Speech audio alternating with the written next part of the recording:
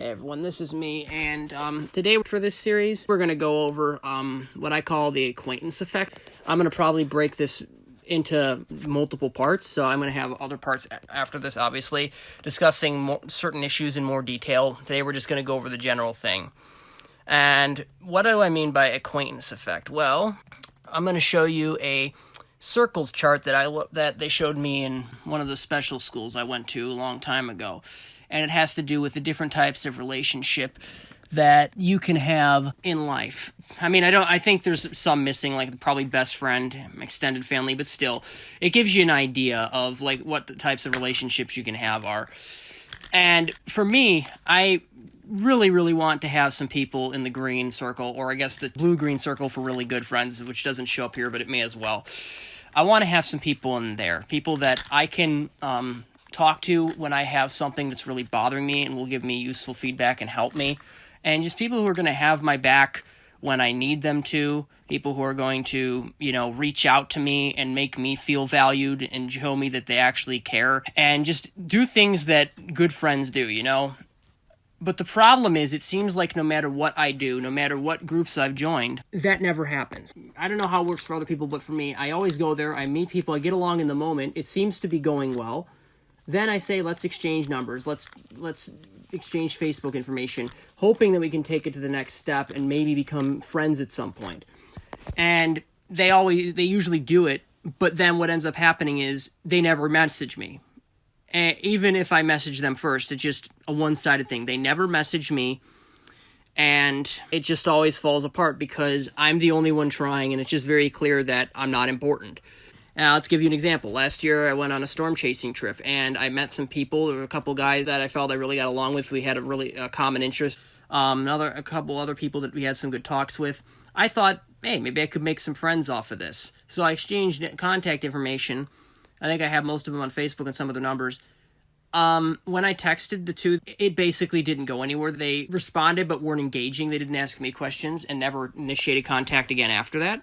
There was another guy that had a similar sense of humor. Thought maybe we could be, distant friends. I mean, I don't know if we'd hang out because he lives in another country, but still we could talk sometimes. He responded to some of my messages on his post, but he never commented on my post. And when eventually it just stopped. I commented on his post multiple times and never get anything. I'm like, well, why am I even messaging you anymore? It's just the same thing, And I've also noticed too, it felt like a lot of the posts that I made to the group after the chase had ended got a lot less likes than the posts that other people made. So there's that as well. Just constant shutout. That's the thing I'm trying to say. Like, you try to take it to the next step. You try to engage, and everyone just shuts the door in your face. That's what it feels like to me. And it's happened multiple times in multiple different things. I just gave the storm chasing an example because it was one of the more recent ones, but it's happened so many times I've honestly lost count, and it's just really annoying. And, it doesn't matter what I do. It doesn't matter what programs I go in. I've done, neurotypical programs for people who don't have disabilities. That's what always ends up seeming to happen. And I've done programs for people with disabilities, and I admit that a lot of them are more friendly when you meet them. They seem to be a lot less judgmental, but it's the same thing. You try to reach out to them, and, you try to make a relationship, and, they never reach out to you. It's just always you got to do all the work if you want to see them or talk to them, and there's never any really reciprocation. And I'm not saying there's not reasons for that. I'm going to definitely discuss what my reasoning for what I think that happens in another video, but this video is just trying to discuss like that it happens and the effects of this on me and probably others in my situation, because for me, this has left me in a spot where I feel alone pretty much all the time. I mean, I have all these acquaintances, but when I need something, I don't really have anyone I feel comfortable talking to because I've been, rejected so many times. I don't have any close friends, so I don't have anyone I can confide in, really. I also don't have anyone that really talks to me much and gives me my daily dose of social interaction. My phone inbox is pretty much barren all the time. I'd love to have an inbox where I talk all the time and, just have some sort of socialization, but that doesn't happen at all. Never get to go out and do things with people. It's sort of like, how in this pandemic that we're having right now, you can't go out and see people. Well, I'm not trying to detract from what's the tragedy that's going on, but at the same time, imagine if that was your life all the time. You never got to see anybody. You just were always alone. That's how I feel. I'm making an analogy. I'm not trying to offend. I'm just trying to show you how it feels. And another thing, the constant rejection makes me doubtful of potential new relationships, and it also makes it to where I really don't try as hard as I probably could on some of them. Like, for example, there's this person I met online recently, and we seem to get along pretty well. I'd like to think that we're good friends, but I just can't bring myself to believe it because I've been let down so many times by so many people. Even though they're giving me every reason to believe this, I can't 100% do it because I'm just waiting for the moment when they abandon me. Because I'm like, well, it looks good, but I've thought that before and it never works out, so I'm just waiting for when it implodes. I know it's going to happen. That's what's going through my head.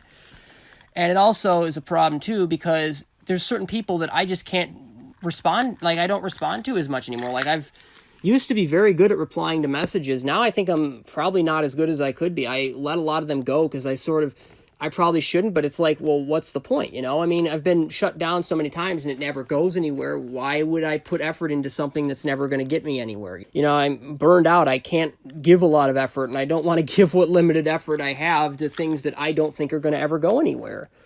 So that's another thing that I've had to deal with, too. It's a major problem. It really is. And it's affected me mentally as well because, to always have these relationships where no one ever tries and can't have the relationship where you have to do all the work to make it happen, it's exhausting on me mentally. And it lowers my self-esteem because I'm always thinking, well, why don't these people reach out to me? Is there something wrong with me? And the rejection, too, that always lowers my self-esteem as well. Feelings of loneliness, I think I went over that. It also leads to weird coping mechanisms like this picture here. I keep this on my computer all the time just to try and pretend that I'm part of a group and, I fit in and I can talk to people about things. Sometimes I, vocalize things to myself that are bothering me. And, I'd like to talk to someone else about it, but I can't, so it has to come out somehow. Usually when no one's around, but, it's just, it happens. Coping mechanisms. That's what it is. It's coping mechanisms. And obviously, it works to some extent, but obviously not that well because for me personally, this is part of the reason why, not the only reason, but it's definitely a decent part of why last year I was considering just ending it all, and I don't know if that's the best way to introduce that subject, but, I think it's important to say it because that's what can very easily happen if you're always put in a situation where you don't have any friends, you always feel alone, don't have anyone who you can talk to about things that are bothering you. And in my case, you don't have anyone who's actually going to help you with a serious problem that you're facing that you don't know how to solve it yourself and you need outside help and you don't have anyone. And you're kind of like, well, what the heck am I supposed to do? It can lead someone to get very depressed. And it also sucks just to always look around and see everyone around you have all these good friends. And you're like, well, why can't I have that? What did I do to deserve not having anyone that I can rely on when I desperately need help and I'm at my lowest? It's very frustrating and makes me incredibly jealous. And I'm wondering, does anyone have these coping mechanisms and does anyone feel the same way about this? And more importantly, can anything be done to change it? Because that's really what I'd like to see come about. I know it's probably not going to happen all over the place, but even if we could make some small changes, I think that would be a step in the right direction. So I think that's my 2 cents. I basically said, I really don't have any good friends. I feel like I'm alone a lot of the time, and when I have something that's really bothering me, I don't have anyone who I can talk to about it, let alone actually get help from. And I just want to clarify, I'm not saying that you should just be a mooch. I would do the same for them if they help me, but, there's, sometimes people need help with things. That's the thing I'm trying to say, and I don't have anyone to turn to. And I'm very jealous of just seeing everyone else always have all these people they can talk to and turn to, and I have nobody when I need it most. So that's my 2 cents on the issue. Hopefully I covered everything I needed to. Next time, I think we're going to discuss my analysis of interactions with neurotypicals and what I've seen, my complaints about it, what I think should change. Then we're going to probably go on to discuss my interaction with the disabled community. This might be a little bit touchy. I'll try to keep it inoffensive, but something might slip up, so I apologize in advance. I do think it needs to be addressed, though, because from my experience, a lot of people suggest that you should be friends with other people with disabilities if you are disabled. And it just, for me, maybe it works for some, but for me it doesn't work. And I want to go over my experience and why that's bad advice in some circumstances to suggest that. And then I think I'm going to go over public response to this afterwards. How people reply when you tell them this is a problem and why that's a problem. Because I feel like a lot of people don't take it seriously. They just try to brush it under the rug and, try and say, well, if you keep trying, it'll get better. And they never actually do anything to help, and I'm not saying they owe it, but it would be nice if someone would actually just step up and be a decent human being and at least understand where you're coming from, and that just never seems to happen. It just seems like everyone always dismisses it and then goes about their lives. It's like a very serious issue that I think really shouldn't be dismissed.